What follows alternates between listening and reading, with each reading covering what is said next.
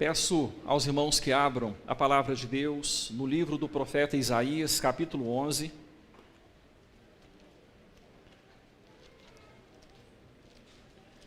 É o texto sobre o qual refletiremos nesta noite, procuraremos expor. Estamos numa nova série de pregações falando sobre o advento do Redentor, ou o nascimento, a origem física, a encarnação do Senhor Jesus Cristo, o advento do Redentor. E hoje, com base em Isaías 11, versículos 1 a 10, falaremos sobre o cumprimento do plano eterno de Deus no advento do Redentor. O cumprimento do plano eterno de Deus no advento do Redentor.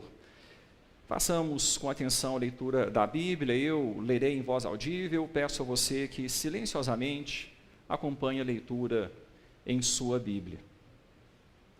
Do tronco de Jessé sairá um rebento, e das suas raízes um renovo. Repousará sobre ele o Espírito do Senhor, o Espírito de sabedoria e de entendimento, o Espírito de conselho e de fortaleza, o Espírito de conhecimento e de temor do Senhor.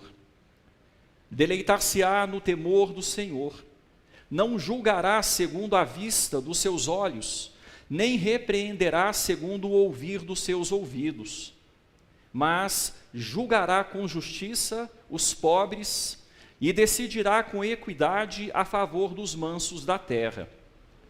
Ferirá a terra com a vara de sua boca, e com o sopro dos seus lábios matará o perverso.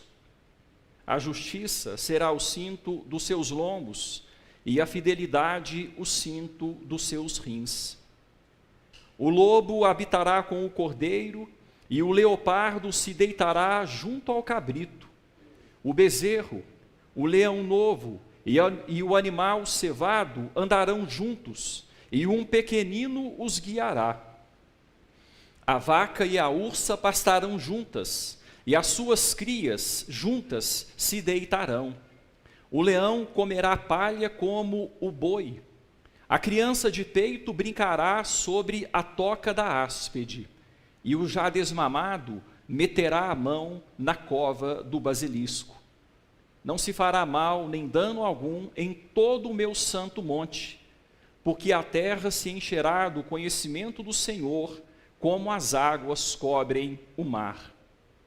Naquele dia recorrerão as nações à raiz de Jessé, que está posta por estandarte dos povos. A glória lhe será a morada. Feche mais uma vez os olhos e falemos com Deus em oração. Ó Pai, estamos diante da sua santa e viva palavra, e o nosso coração deseja ouvir a sua voz. Fala conosco. Fala, Pai. Os teus servos ouvem. Fala conosco. Sabemos que o entendimento da palavra é espiritual. Desvenda, pois, os nossos olhos para que contemplemos as maravilhas da tua lei. Ajuda-nos, ó Deus, a entender a tua palavra, a tua vontade, o teu querer. Em nome de Cristo Jesus. Amém. Irmãos, nesta minha palavra, algumas informações eu darei já como conclusão. Eu não vou basear todas as informações que eu darei lendo os textos para não delongar muito, mas elas estão todas baseadas em conclusões. Aquilo que for apresentado como informação tem a sua base na própria palavra de Deus, na própria Escritura. Na época do profeta Isaías, o autor deste livro, onde está o texto que lemos, o povo da aliança estava afastado de Deus. Foi um momento de apostasia, um momento de crise de fé. Quando nós lemos, por exemplo, o capítulo 1, nós ficamos assustados com a descrição que o próprio Deus faz do seu povo. Os próprios animais conheciam os seus donos, mas o povo de Deus não o conhecia. O texto começa dessa forma. Foi na época do profeta Isaías que o reino do norte, o reino de Israel, foi levado ao cativeiro. Foi na época do profeta Isaías que o reino do sul, o reino de Judá, foi governado por 4 reis: Uzias, Jotão, Acás e Ezequias. Após a queda do reino do norte, o reino do sul sobreviveu ainda por mais de 100 anos, mas dia após dia, progressivamente, também se afastava de Deus. Embora desses 4 reis, 3 tenham sido bons reis, de forma geral, com histórias inspirativas, é claro que com erros também, mas foram reis cujo reinado foi marcado por temor do Senhor. Uzias, Jotão e Ezequias foram bons reis. Acás, todavia, foi um péssimo rei, um rei apóstata, um rei que não temia o Senhor. Ele começou a reinar com 20 anos, reinou 16 anos, morreu com 36 anos. Morreu muito jovem. Os 16 anos nos quais reinou foram muito difíceis. Muito difíceis. Quando nós lemos o texto bíblico em 2 Crônicas 28, quando nós lemos o texto bíblico em 2 Reis, nós vemos detalhes de como foi o período do reinado de Acás. Acás, para vocês terem uma ideia, chegou a sacrificar os seus próprios filhos como oferta a deuses pagãos. Era um homem que não tinha temor nenhum ao Senhor. Ele fechou a casa de Deus. Não havia culto a Deus no seu tempo. Foi nesse tempo que o texto que nós estamos lendo se localiza. O contexto dele é este. É o mesmo contexto de Isaías 9, quando o presbítero William trouxe a palavra de Deus na semana passada e descreveu aquele tempo de Isaías 9, que é o mesmo tempo de Isaías 11, como um tempo onde a terra estava aflita e obscura, em trevas, vivendo na região da sombra da morte. Mas Isaías 9 diz: tudo mudaria com o nascimento de um menino.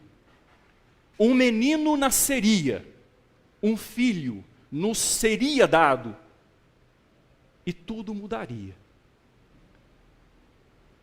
Quando nós voltamos para o texto de hoje, nós aprendemos importantes lições nesta mesma direção.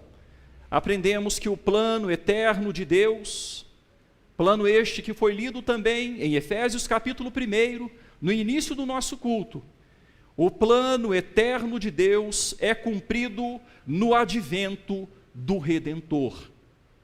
Em primeiro lugar, mesmo que aos olhos humanos as evidências indiquem o contrário. O plano eterno de Deus é cumprido no advento do Redentor, mesmo que aos olhos humanos as evidências indiquem o contrário. Olhe mais uma vez em sua Bíblia, o versículo 1. O versículo 1 do capítulo 11 diz o seguinte: do tronco de Jessé. Presta atenção neste nome e presta atenção nesta figura. Do tronco de Jessé sairá um rebento, e das suas raízes um renovo. Temos uma figura, um tronco, ainda sustentado pelas raízes. E temos um nome, uma pessoa, Jessé. Deixando o texto marcado em Isaías 11, eu quero que você volte comigo para Isaías 6. Agora, num outro contexto, no ano da morte do rei Uzias. Uzias que reinou um longo período, foi um bom rei. Depois de Uzias, Jotão, foi um rei bom também. E depois Acás, que é o contexto de Isaías 11. Aqui, no ano da morte do rei Uzias, quando Jotão reinaria, a partir do versículo de número 8. Acompanhe silenciosamente em sua Bíblia. O texto vai dizer assim: depois disto, ouvi a voz do Senhor que disse: a quem enviarei? E quem há de ir por nós? Disse eu: eis-me aqui, envia-me a mim. Então disse ele: vai, e dize a este povo: ouvi, ouvi, e não entendais. Vede, vede, mas não percebais. Torna insensível o coração deste povo, endurece-lhe os ouvidos e fecha-lhe os olhos, para que não venha ele a ver com os olhos, a ouvir com os ouvidos e a entender com o coração, e se converta e seja salvo. Então disse eu: até quando, Senhor? Ele respondeu: até que sejam desoladas as cidades e fiquem sem habitantes, as casas fiquem sem moradores, e a terra seja de todo assolada. E o Senhor afaste dela os homens, e no meio da terra seja grande o desamparo. Mas, se ainda ficar a 10ª parte dela, tornará a ser destruída, como terebinto e como carvalho, dos quais, depois de derribados, ainda fica o toco. Assim, a santa semente é o seu toco. Um chamado desafiador para o profeta Isaías. Ele falaria a um povo que não entenderia, que não daria ouvidos, que não atenderia a mensagem. O juízo de Deus logo viria. O reino do norte cairia, posteriormente o reino do sul. As cidades ficariam desoladas, as casas sem habitantes, sem moradores, as cidades sem habitantes, como uma árvore cortada. Ficaria o tronco, o toco. E o texto diz: o tronco, o toco, é a mesma ideia. É a santa semente. Eu quero que você perceba a figura do toco, do tronco, como a santa semente. E quando nós voltamos para Isaías 11, o texto diz que do tronco de Jessé sairá um rebento.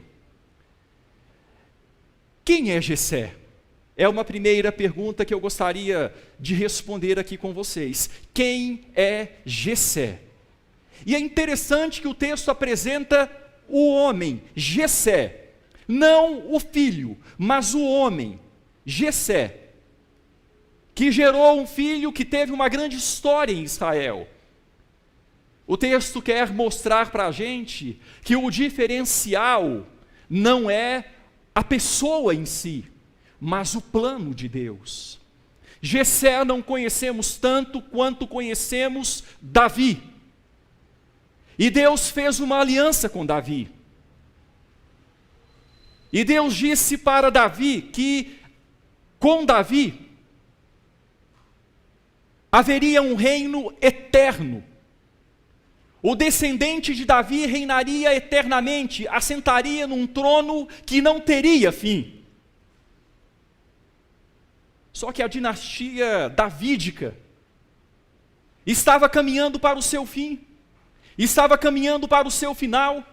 A árvore seria cortada, ficaria apenas a cepa, ficaria apenas o tronco, o toco. Mas o texto diz que do toco sairia um rebento. Deus cumpriria sua promessa, a despeito de todas as evidências. Deus cumpriria sua promessa. As promessas de Deus estavam de pé. Mantendo o texto de Isaías aberto, eu queria que você fosse comigo para Mateus capítulo 2. Mateus capítulo 2.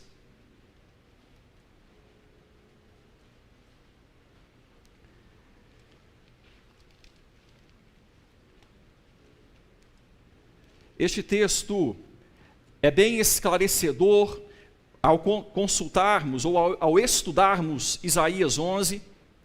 Mateus 2, versículo 23, diz assim: E foi habitar numa cidade chamada Nazaré. Está falando do Senhor Jesus Cristo. Depois da matança dos inocentes em Belém, promovida pelo rei Herodes, o Senhor Jesus havia se retirado para o Egito, e ali fora preservado. O toco estava soltando o rebento, e agora de volta, o texto diz: E foi habitar numa cidade chamada Nazaré, para que se cumprisse o que fora dito por intermédio do profeta.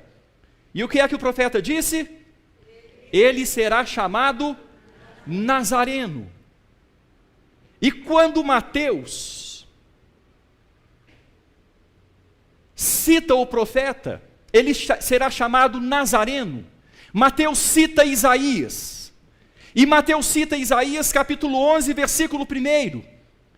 E quando você vai lá em Isaías capítulo 11, versículo 1, você não lê claramente esta expressão, ou esta informação: ele será chamado Nazareno. À primeira vista não está lá. Ora, mas Mateus cita, inspirado pelo Espírito Santo, ele cita Isaías 11, versículo 1, ele será chamado Nazareno. Irmãos, aqui existe um trocadilho interessante, um jogo de palavras dentro da revelação bíblica. O substantivo hebraico para rebento tem a mesma sonoridade que o substantivo grego para Nazareno. Então, quando Mateus cita o texto de Isaías 11:1 e diz o seguinte: ele será chamado Nazareno, ele será chamado rebento.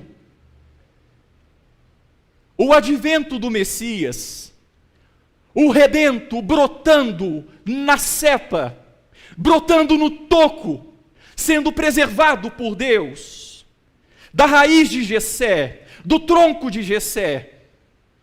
Do tronco de Jessé sairá um rebento. O que Deus prometeu seria feito, mesmo que aos olhos humanos as evidências indicassem o contrário. Os planos de Deus sempre serão cumpridos, mesmo que aos olhos humanos as evidências indiquem outra coisa muito diferente. Jó, no Antigo Testamento, afirma: bem sei, Senhor, que tudo podes, e que nenhum dos teus planos pode ser frustrado. Tudo podes, e nenhum dos teus planos pode ser frustrado. Nenhum dos planos de Deus.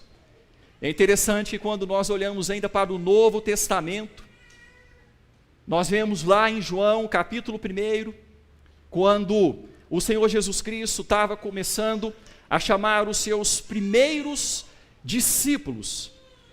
Ele tem um texto muito interessante no capítulo 1, a partir do versículo 43.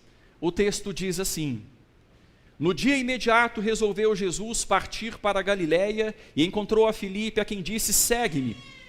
Ora, Filipe era de Betsaida, cidade de André e de Pedro. Filipe encontrou a Natanael e disse-lhe: achamos aquele de quem Moisés escreveu na lei, e a quem referiram os profetas, Jesus, o Nazareno, filho de José. Jesus, o Nazareno, o rebento, filho de José. Perguntou-lhe Natanael, vamos ler juntos, irmãos, a parte final do versículo 46, perguntou-lhe Natanael, de Nazaré pode sair alguma coisa boa? Qual que foi a resposta de Natanael? De Nazaré pode sair alguma coisa boa? Mesmo que as evidências indiquem o contrário. O plano de Deus sempre prevalece. O plano de Deus sempre prevalece. Vemos isso no advento do Redentor, o cumprimento do plano eterno de Deus. Irmãos, isso para a nossa vida prática também é maravilhoso. Quando nós entendemos a grandeza de Deus, quando nós entendemos o seu cuidado para conosco, nós podemos continuar confiando, mesmo que as evidências digam o contrário. Mesmo que as circunstâncias sejam outras, nós podemos continuar crendo, nós podemos continuar confiando no cuidado do nosso Senhor. Eu quero prosseguir. Em Isaías 11, também aprendemos que o plano eterno de Deus é cumprido no advento do Redentor. Em segundo lugar, pois Deus mesmo empenha seu poder para esse fim. Deus mesmo empenha seu poder para esse fim. Veja a partir do versículo 2, eu não vou entrar em todos os detalhes do texto, o texto é muito rico, mas eu quero destacar algo que já vai mostrar para a gente, vai nos dar ideia desta afirmação. Deus mesmo empenha seu poder para este fim. Veja o versículo de número 2, quando o texto diz, repousará sobre ele o Espírito do Senhor, o Espírito de sabedoria e de entendimento, o Espírito de conselho e de fortaleza, o Espírito de conhecimento e de temor do Senhor. Eu gostaria de ler com você mais uma vez o versículo 2, e queria que você contasse, enumerasse quantas vezes o texto vai nos mostrar a palavra Espírito qualificada. A palavra Espírito é qualificado. O texto então vai dizer, repousará sobre ele o Espírito do Senhor, o Espírito de sabedoria, Espírito de entendimento, Espírito de conselho, Espírito de fortaleza, Espírito de conhecimento e Espírito de temor do Senhor.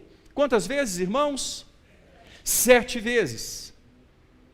Quando o texto apresenta falando que o rebento seria alguém sobre quem repousaria o Espírito do Senhor,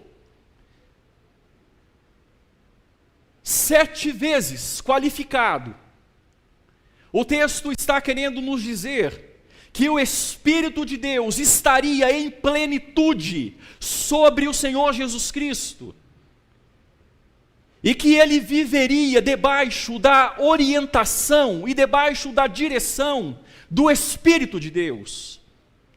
E o Espírito de Deus estaria com ele desde o começo até o fim do seu ministério. Deus mesmo empenha seu poder para que o plano dele se cumpra no advento do Messias.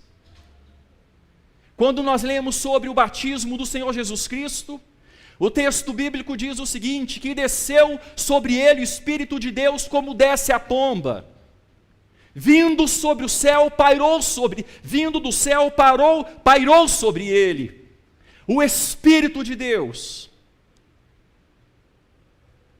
Quando a gente vai para o livro de Apocalipse, eu gostaria que você abrisse a palavra de Deus em Apocalipse. Em Apocalipse, pelo menos por 3 vezes, aparece essa expressão. Eu quero ressaltar apenas uma vez, em Apocalipse capítulo 1, versículo de número 4. Apocalipse capítulo 1, o versículo de número 4, o texto diz o seguinte: João, às 7 igrejas que se encontram na Ásia, graça e paz a vós outros, a parte daquele que é, que era e que há de vir. Vamos ler juntos agora, da parte dos 7 espíritos que se acham diante do seu trono. Da parte dos 7 espíritos que se acham diante do seu trono. Para a gente entender, irmãos, eu falei que leria apenas uma referência a Apocalipse, mas para a gente entender um pouco mais sobre esses 7 espíritos, eu quero que você vá para o capítulo 3 comigo. Só passar uma página aí, para o capítulo 3, versículo 1. O texto diz: ao anjo da igreja em Sardes escreve: estas coisas diz aquele que tem o quê? Os 7 Espíritos de Deus. Até aqui. É o Senhor Jesus que mandou as suas cartas às 7 igrejas da Ásia. Essas coisas diz aquele que tem os 7 Espíritos de Deus. O Messias. Em Lucas 4, quando ele começava o seu ministério, ele leu a palavra de Deus no rolo, onde estava o livro do profeta Isaías, e leu no capítulo 61, quando o texto diz: o Espírito de Deus está sobre mim. E então ele disse: hoje se cumpriu a escritura que acabais de ouvir. O plano eterno de Deus se cumpre no advento do Redentor, porque o próprio Deus empenha o seu poder para esse fim. O próprio Deus estava com o Filho, capacitando-o, dirigindo-o, fortalecendo-o. O Espírito veio sobre ele, e logo em seguida, pelo Espírito, ele foi impelido ao deserto para ser tentado, e resistiu a todas as tentações. Pelo Espírito ele agia, pelo Espírito ele trabalhava. O poder do Senhor sobre a sua vida, firmando-o, garantindo que o plano de Deus chegaria à sua concretização, de Deus salvar um povo mediante o Redentor. O plano de Deus se cumpre no advento do Redentor, pois Deus mesmo empenha o seu poder para esse fim. Isso aqui também faz diferença na nossa vida prática, irmãos. Faz muita diferença na nossa vida prática. Nós podemos descansar no nosso Deus, entendendo que Ele que nos ama e que entregou o seu Filho como Redentor nosso, esse mesmo Deus, Ele continua empenhando o seu poder para cuidar daqueles que são seus. Esse mesmo Deus trabalha para aqueles que nele esperam. Agindo ele, quem o impedirá? São expressões que encontramos também no livro do profeta Isaías. Agindo ele, quem impedirá? Ele trabalha para aquele que nele espera. O plano eterno de Deus se cumpre no advento do Redentor. Mesmo que todas as evidências digam o contrário, se cumpre na vinda do Redentor, no advento do Redentor, pois Deus mesmo empenha seu poder para esse fim. E eu quero encerrar dizendo que o advento, o plano de Deus se cumpre no advento do Redentor. E quando isso se dá, Deus mesmo é e será glorificado em toda sua criação. quando o plano eterno de Deus for totalmente cumprido no advento do Redentor, ele será glorificado em toda a sua criação. A partir do versículo 6 até o versículo 10 do livro do profeta Isaías, no capítulo 11. A partir do versículo 6, eu leio até o versículo 8, irmãos. Veja o que o texto diz. O lobo habitará com o cordeiro, e o leopardo se deitará junto ao cabrito. O bezerro, o leão novo e o animal cevado andarão juntos, e um pequenino os guiará. A vaca e a ursa pastarão juntas, e as suas crias juntas se deitarão. O leão comerá palha como o boi. A criança de peito brincará sobre a toca da áspide, e o já desmamado meterá a mão na cova do basilisco. Áspide, basilisco, serpentes peçonhentas, altamente venenosas. Irmãos, a primeira vinda do Redentor, parte dessa profecia foi cumprida. Quando nós vamos para o Evangelho de Marcos, e peço a paciência dos irmãos, eu preciso citar bastante os evangelhos para fazer esse paralelo. Quando nós vamos para o Evangelho de Marcos, no capítulo 1,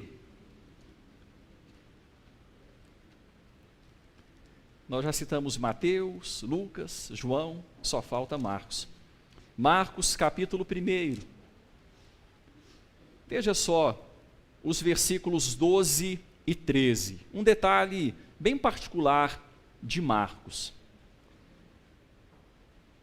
E logo após o batismo, onde o Espírito desceu sobre o Senhor Jesus Cristo como desce a pomba. E logo o Espírito, cheio do Espírito, ele recebeu o Espírito que veio sobre ele agora o impeliu, e logo o Espírito o impeliu para o deserto, onde permaneceu 40 dias, sendo tentado por Satanás. Veja o detalhe, estava com, o que, irmãos? As feras, mas os anjos o serviam. Irmãos, eu não sei se você já leu esse texto com essa visão. Lá no Éden, Adão e Eva estavam num ambiente desejável. Não havia fera, no sentido que nós conhecemos hoje. Os animais estavam lá, mas ainda não havia morte. Os animais se alimentavam da relva, assim como o homem se alimentava e prosseguiria se alimentando. Apenas após o dilúvio, Deus inclui carne na dieta humana. Até então era a relva. Adão e Eva foram tentados num ambiente desejável. Era perfeito. Eles estavam com os animais, ainda não marcados pela queda. Depois disso, não era tão simples assim estar no meio de animais. Tanto é animais selváticos, animais ferozes. Tanto é que a penalidade de Daniel foi ser lançado onde? Na cova dos leões. E o milagre foi Deus preservar Daniel, porque o natural seria Daniel ter sido totalmente destruído ali, comido. Ele foi tirado, e os acusadores de Daniel foram lançados, e antes de caírem na cova já haviam sido despedaçados. Agora o texto diz aqui, irmãos, e é um texto que é em poucas palavras, mas Marcos faz questão de falar sobre a presença de feras, e de certa forma nos remete um pouco a essa questão do Éden, um Éden desejável, e agora um deserto. Um Éden onde havia harmonia, e agora um deserto com feras. Mas essas feras diante do Senhor não agiram como feras, porque os anjos de Deus estavam lá, servindo o Senhor. Talvez uma primeira visão de algo que será completo na segunda vinda do Senhor. Um teste como no Éden. E o Senhor Jesus, diferentemente de Adão e Eva, não caiu. O Espírito do Senhor estava sobre ele. Ele se manteve firme. E aquilo que foi frustração no deserto por Adão e Eva, que foi frustração no paraíso por Adão e Eva, no deserto o Senhor venceu. Toda tentação, ele estava com as feras, mas os anjos o serviam. Pacificação da inimizade causada pelo pecado. A palavra de Deus nos mostra que a natureza sofre. A palavra de Deus nos mostra que a natureza padece por causa da queda.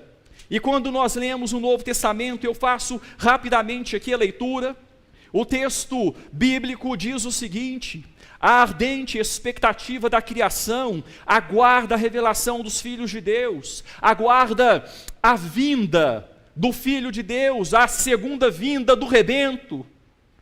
Pois a criação está sujeita à vaidade, não voluntariamente, mas por causa daquele que a sujeitou, por causa de Adão, por causa da queda. A própria criação está sujeita à vaidade, está sujeita a passar, está sujeita à morte, na esperança de que a própria criação será redimida do cativeiro da corrupção para a liberdade da glória dos filhos de Deus, porque sabemos que toda a criação a um só tempo geme e suporta angústias até agora.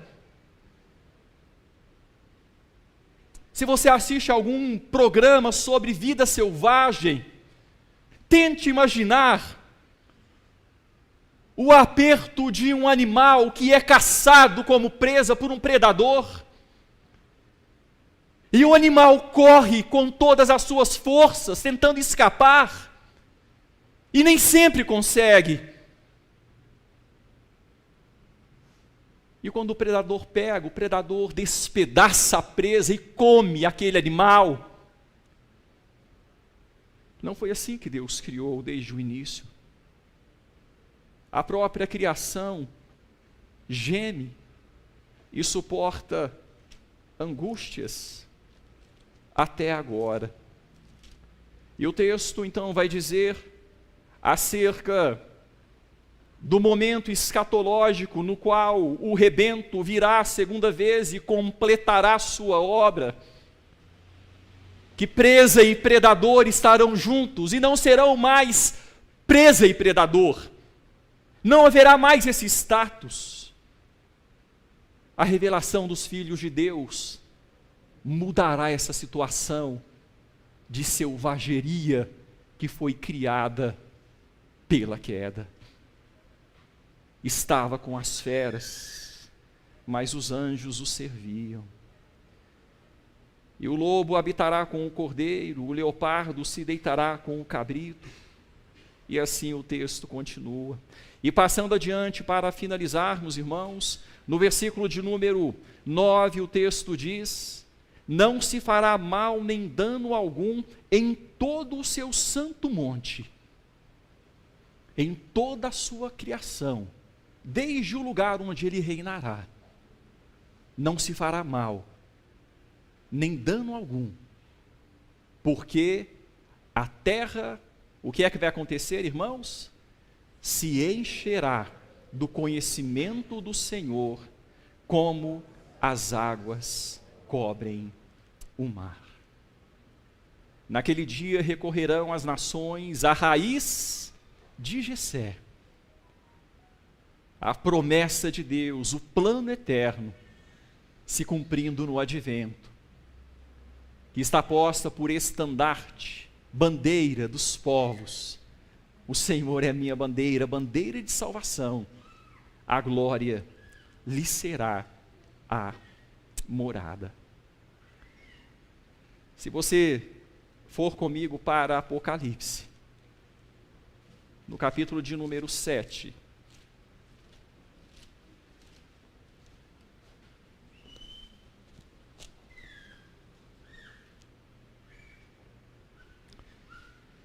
Apocalipse, no capítulo 7, uma visão do fim, uma visão posterior à segunda vinda do rebento, à segunda vinda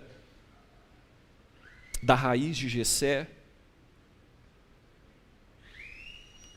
Os versículos 9 e 10 dizem assim: Depois destas coisas vi, e eis grande multidão que ninguém podia enumerar, de todas as nações, tribos, povos, línguas, em pé diante do trono, ou diante do monte, e diante do Cordeiro, vestidos de vestiduras brancas, com palmas nas mãos, e clamavam em grande voz, dizendo ao nosso Deus que se assenta no trono, e ao Cordeiro pertence a salvação.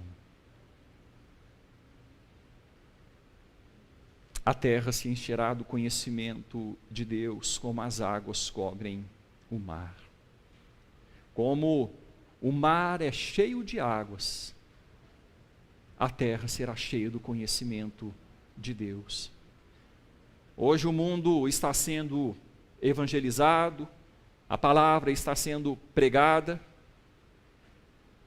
e na segunda vinda do Senhor Jesus Cristo, veremos a profecia se cumprindo totalmente, quando pessoas de todas as nações, pessoas de todas as tribos, povos e línguas, estarão diante do Senhor, debaixo do mesmo estandarte, da mesma bandeira. O plano eterno de Deus se cumprindo no advento do Messias. Com a primeira vinda do Messias, o plano eterno de Deus começou a se cumprir. Hoje, sua execução prossegue, mediante a obra da igreja, que proclama que o Redentor já veio e voltará. E nós podemos ter segurança, mesmo que as evidências indiquem o contrário. Está tudo correndo de acordo com o plano. O plano segue. Mesmo que tudo indique o contrário, que as evidências indiquem o contrário, mesmo que pareça que os ímpios estão conseguindo avançar em ideologias, estão conseguindo avançar, mesmo que pareça que a apostasia esteja entrando no meio da igreja do Senhor, ainda que a cidade fique desolada, ainda que as casas fiquem sem moradores, as cidades sem habitantes, ainda ficará o toco. Se ficar a 10ª parte, o texto diz, ela ainda será dissipada, mas o toco permanecerá, a santa semente. E prosseguirá, o rebento já saiu, o Nazareno já veio. E a obra chegará até o final, a igreja avançará, e à medida que avança, as portas do inferno cairão. Porque Deus empenha o seu poder para isso. E agindo Deus, quem o impedirá? Em Cristo se encontra toda a plenitude da divindade. Diz Colossenses 2, versículo 9. Os 7 Espíritos de Deus. E nós podemos confiar, nós podemos descansar, nós podemos crer, tendo a nossa vida nas mãos desse Senhor. E nós podemos esperar o dia quando o Senhor será glorificado em toda a sua criação.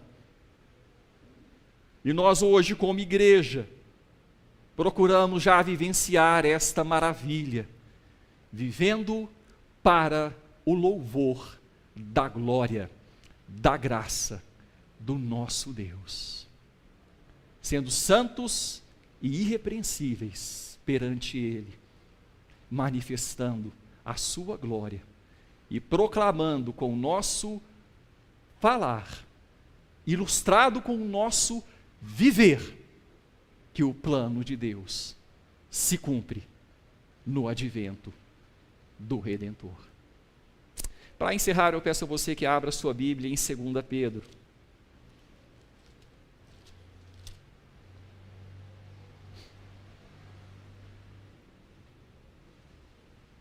Segunda Pedro, capítulo de número 3.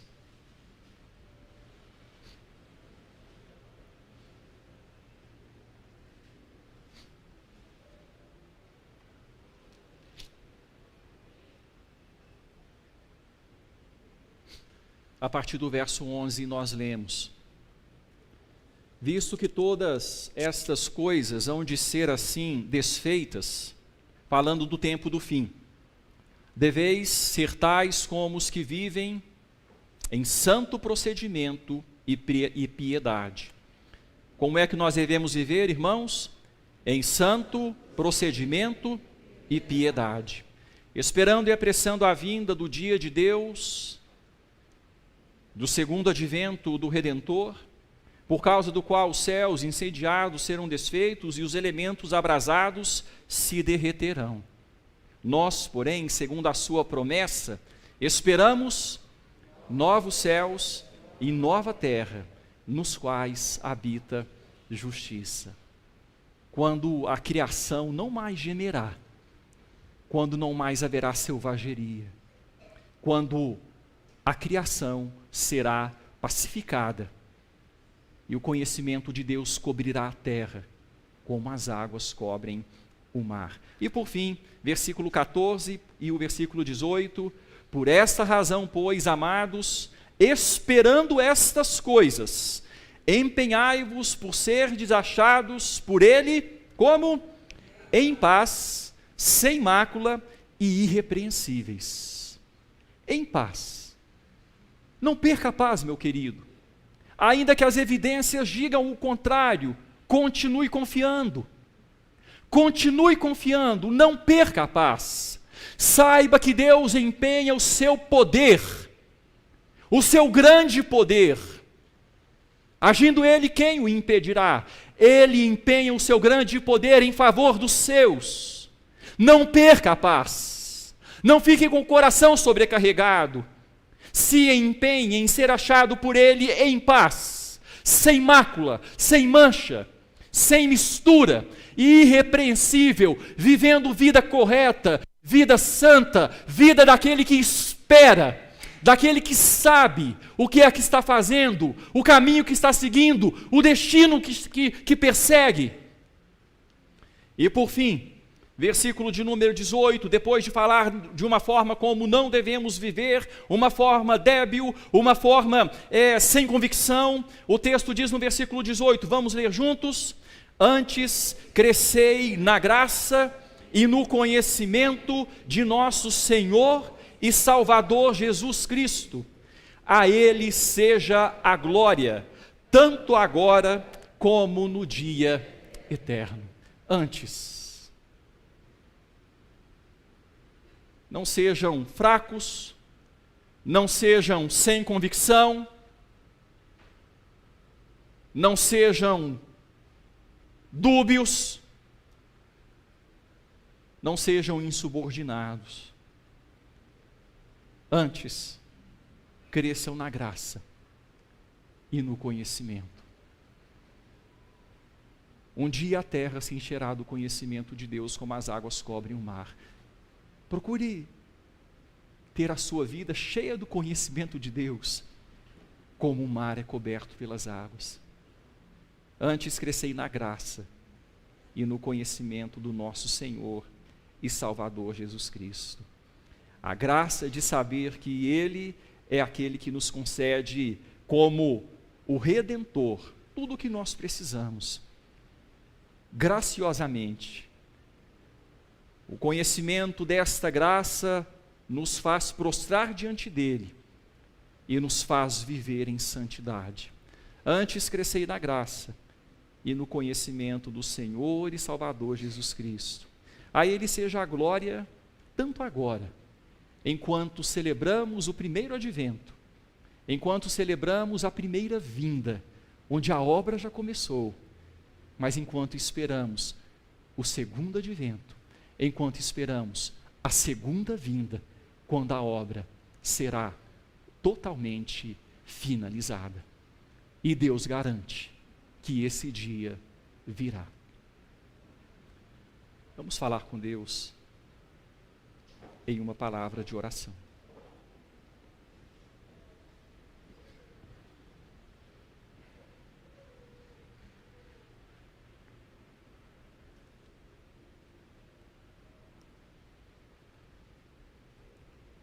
Senhor, muito obrigado, Pai,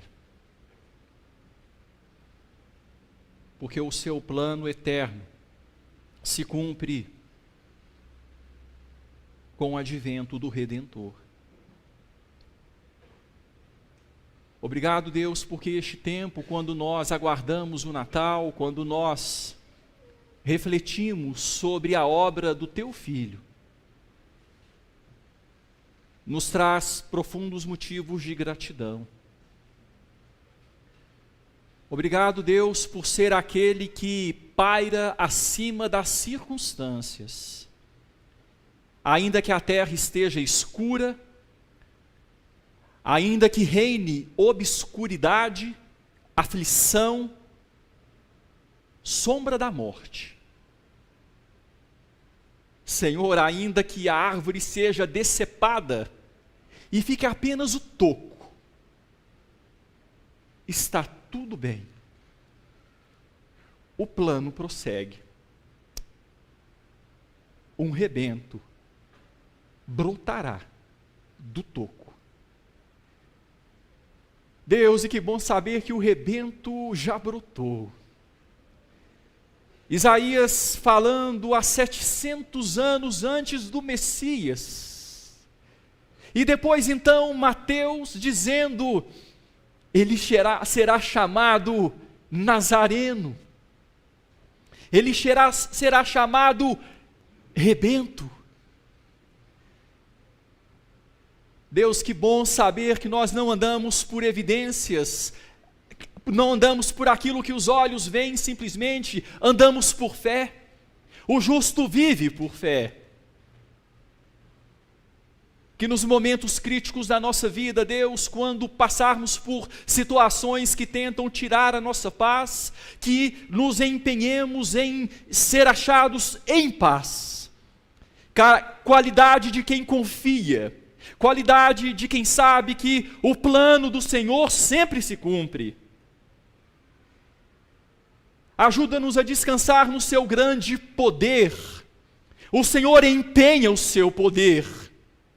E quem há que possa confrontar o Senhor? Quem há que possa enfrentar o Senhor e se manter de pé? As águas atendem ao teu mandar, o vento proceloso. Não há homem, não há imperador, não há rei, não há rico, não há nada. Todos nós, como Herodes, podemos de uma hora para outra expirar comidos de vermes. Para mostrar, ó Deus, que ninguém se levanta contra o Senhor. Ó Deus, obrigado porque o Senhor empenha o seu poder e no Messias, no Redentor, o Senhor manifesta a plenitude da sua divindade.